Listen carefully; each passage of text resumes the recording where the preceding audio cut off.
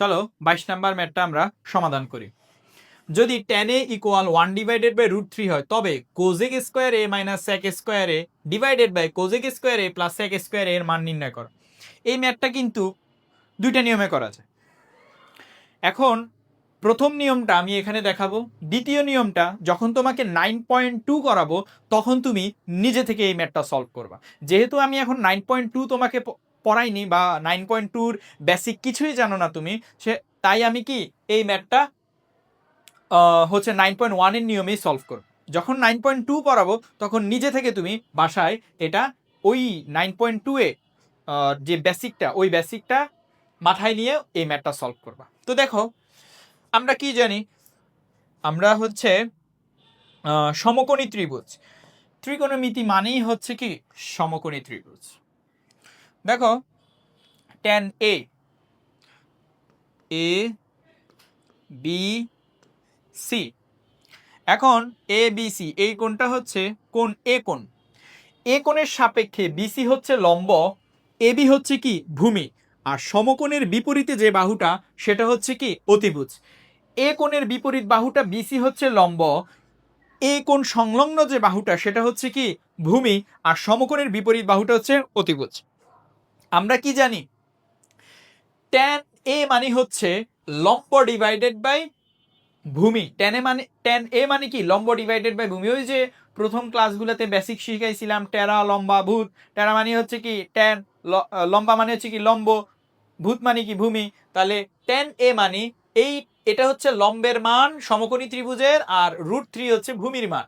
তাহলে লম্বের মান কত 1, ভূমির মান কত √3। এখন এসি অতিভুজের মানটা বের করে নিব। লিখবা পিথাগোরাসের সূত্র অনুযায়ী বা অনুসারে লম্ব স্কোয়ার, লম্ব কোনটা বিসি, লম্ব স্কোয়ার ভূমি মানে এবি স্কোয়ার, অতিভুজ মানে হচ্ছে এসি স্কোয়ার। লম্ব কত 1 স্কোয়ার, এবি মানে কত √3 স্কোয়ার, আর আমাদের এসি এর মান বের করতে হবে। 1কে বর্গ করলে 1, √3 এর স্কোয়ার কাটা কাটা কত থাকবে 3, এসি তার বর্গ, 3 + 1 = 4 এসি স্কোয়ার। তাহলে আমি কি লিখতে পারি, এসি স্কোয়ার = 4। এসি স্কোয়ারকে এদিকে আসলে রুট হয়ে যাবে 4, তাহলে 4কে রুট করলে কত আসবে 2, 4কে রুট করলে কত আসবে 2। এখন একটা একটা করে এর মানগুলা বের করব।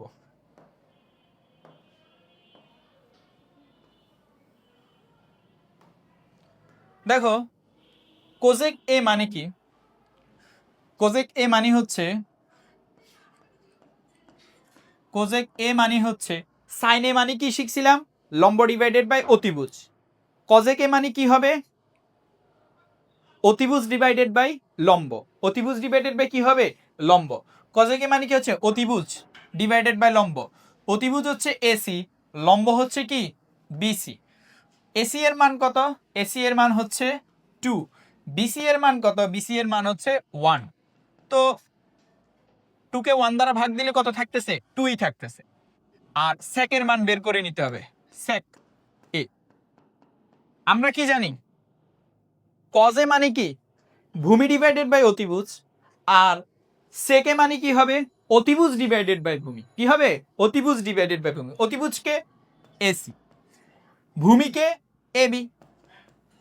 এসি মানে কত, এসি মানে হচ্ছে 2, আর এবি মানে কত √3, এবি মানে কত √3। এখন দেখো এটার মান নির্ণয় করতে বলছে। প্রদত্ত রাশি কোজেক স্কোয়ার এ মাইনাস সেক স্কোয়ার এ, কোজেক স্কোয়ার এ প্লাস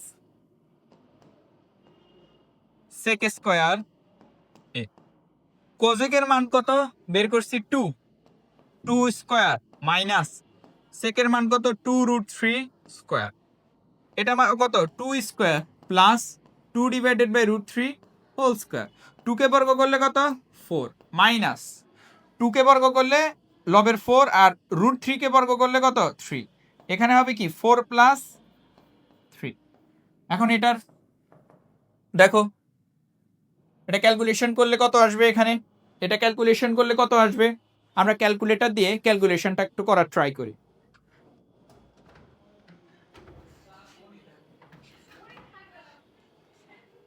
তাহলে এখানে 4 minus 4, 4 minus 4 divided by 3, 4 minus 4 divided by